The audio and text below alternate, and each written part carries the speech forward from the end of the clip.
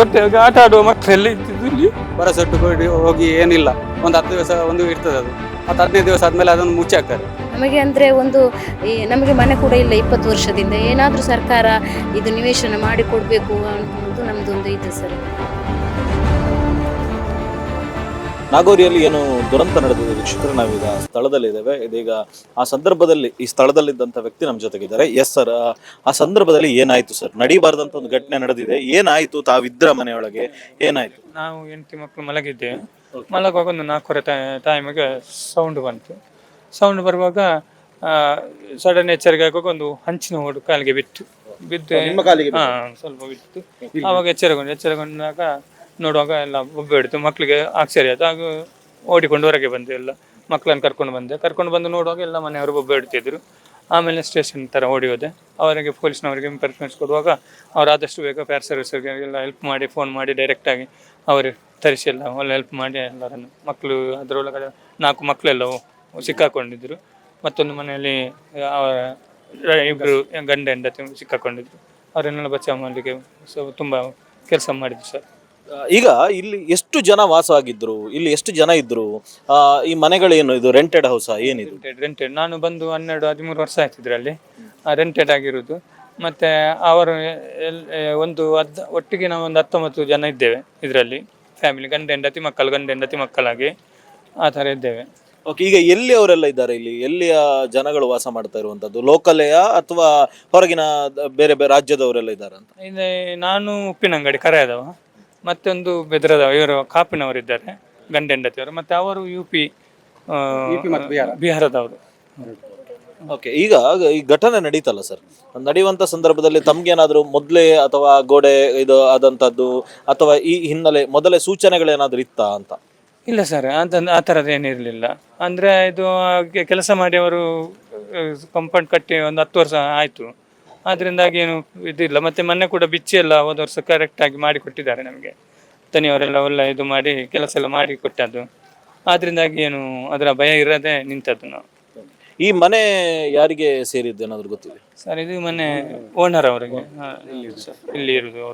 ಅವರು ಒಳ್ಳೆ ರೀತಿಯಲ್ಲಿ ನೋಡ್ಕೊಂತಿದ್ರು. ತುಂಬ ಮನೆ ಇತ್ತು, ಈಗ ಸ್ವಲ್ಪ ಮನೆ ಇರುವುದು.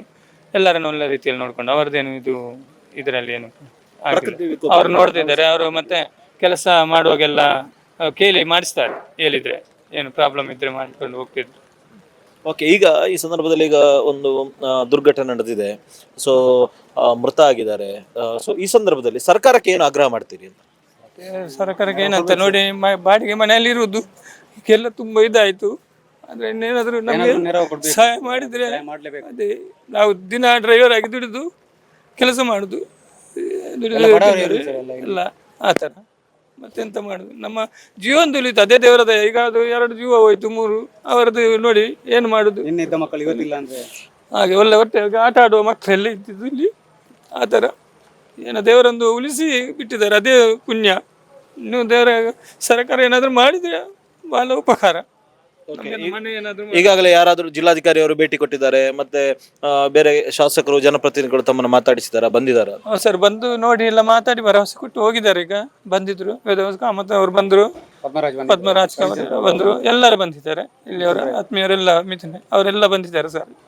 ಬಂದೆಲ್ಲ ನೋಡಿ ಭರವಸೆ ನೋಡಿ ಹೋದ್.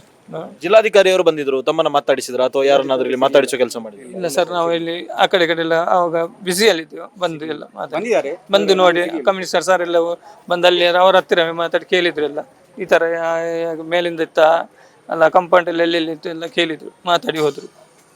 ಈಗ ಒಟ್ಟಿಗೆ ಗಾಯಾಳುಗಳು ಎಷ್ಟು ಜನ ಇದ್ದಾರೆ ಸರ್? ಗಾಯಾಳುಗಳು ಒಟ್ಟಿಗೆ 6 ಜನ. ಒಟ್ಟಿಗೆ ಮೃತಪಟ್ಟವರು 3 ಜನ. ಗಾಯಾಳಿಗೆ ಆಸ್ಪತ್ರೆಯಲ್ಲಿ ಸ್ಟೇಟ್ಮೆಂಟ್ 3 ಜನ ಇದ್ದಾರೆ. ಓಕೆ, ಈಗ ಇದು ಗಾಯಾಳಾದವರೆಲ್ಲ ಇಲ್ಲಿಯವರೇ ಅಥವಾ ಹೊರಗಿನವರು? ಗಾಯದವರು ಬಿಹಾರದವರು. ಹೌದು. ಮತ್ತೊಂದು ಇಲ್ಲಿ ಕಾಪಿನವರು. ಹೌದು. ತಾವು ಎಷ್ಟು ಜನ ಇದ್ರಿ ಸರ್ ಇಲ್ಲಿ ಮನೆ? ನಾವು ಗಂಡ ಹೆಂಡತಿ 2 ಮಕ್ಕಳು. ತಮಗೆ ದೇವರ ದೇಹದಲ್ಲಿ ಏನಾಗಿದೆ? ಅದೇ ದೇವರು ಕಾಯಿಸಿದ್ದಾರೆ ಅಷ್ಟೇ. ಓಕೆ, ಎಸ್ ಸರ್, ಧನ್ಯವಾದ ಸರ್.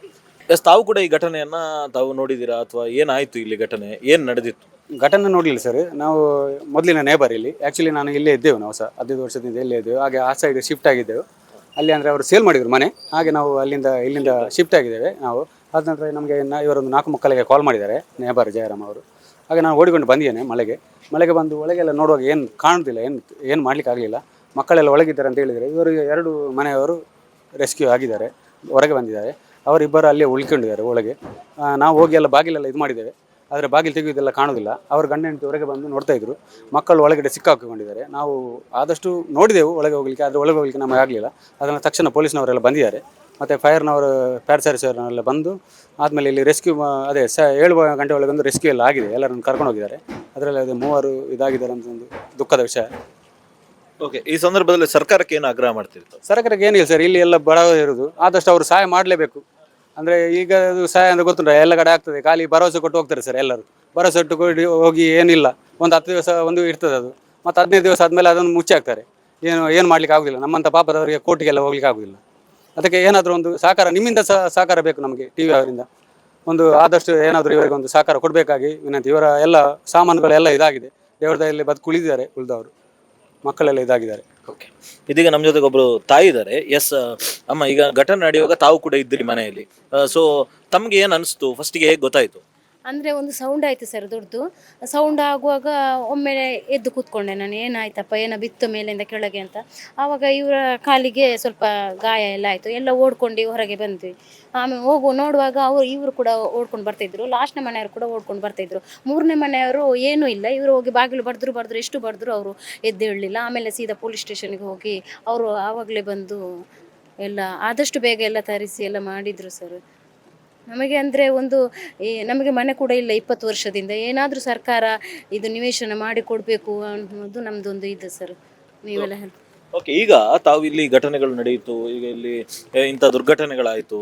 ಸೊ ಈ ಸಂದರ್ಭದಲ್ಲಿ ಮಳೆಗಂದು ಕಳೆದ ವರ್ಷ ಕೂಡ ಇಂಥದ್ದೇ ಒಂದು ದುರ್ಘಟನೆ ಪಕ್ಕದ ಉಳ್ಳಾಲದಲ್ಲೇ ನಡೆದಿದೆ. ಸೊ ಈ ಥರ ಆಗ್ತಾ ಇದೆ. ಸೊ ಯಾವ ರೀತಿಯ ಮುನ್ನೆಚ್ಚರಿಕೆಗಳನ್ನು ತೆಗೆದುಕೊಳ್ಬೇಕು ಅಂತ ತಾವು ಹೇಳ್ತೀವಿ? ಸರ್ ಅಂದರೆ ಹೌದು, ಏನಾದರೂ ಅಲ್ಲಿ ಬರೆ ಆ ಥರ ಎಲ್ಲ ಇದ್ದರೆ ಅಲ್ಲಿಂದ ಅವ್ರು ಶಿಫ್ಟ್ ಮಾಡಬೇಕು ಅಂತ. ಆ ಥರ ಇಲ್ಲಿ ಏನೋ ಅಷ್ಟೇನು ಇರಲಿಲ್ಲ, ಮನೆಯದ್ದು ಏನು ಪ್ರಾಬ್ಲಮ್ ಇರಲಿಲ್ಲ. ಇದು ತಡೆಗೋಡೆ ಕೂಡ ಗಟ್ಟಿಯಾಗಿ ಇತ್ತು, ಆ ಥರ ನಮಗೇನು ಗೊತ್ತಾಗ್ತಾ ಇರಲಿಲ್ಲ ಸರ್. ಹಾಗೆ ಆ ಥರ ಅದೆಲ್ಲ ಇದ್ದರೆ ಆಕಸ್ಮಿಕವಾಗಿ ಆಗಿ ಹೋಯ್ತು. ಆ ಥರ ಇದ್ದರೆ ಬೇರೆ ಕಡೆ ಶಿಫ್ಟ್ ಮಾಡಬೇಕು ಅವರು ಅಂತ ನಮ್ಮದು ಅನಿಸಿಕೆ ಸರ್. ಧನ್ಯವಾದ. ನಿಖರ ಸುದ್ದಿ, ಸದಭಿರುಚಿಯ ಕಾರ್ಯಕ್ರಮ. ನೀವು ನೋಡ್ತಾ ಇದ್ದೀರಾ ಕಹಳೆ ನ್ಯೂಸ್, ಸಮಾಜದ ಜಾಗೃತಿಗಾಗಿ ವಸ್ತುನಿಷ್ಠ ವರದಿ.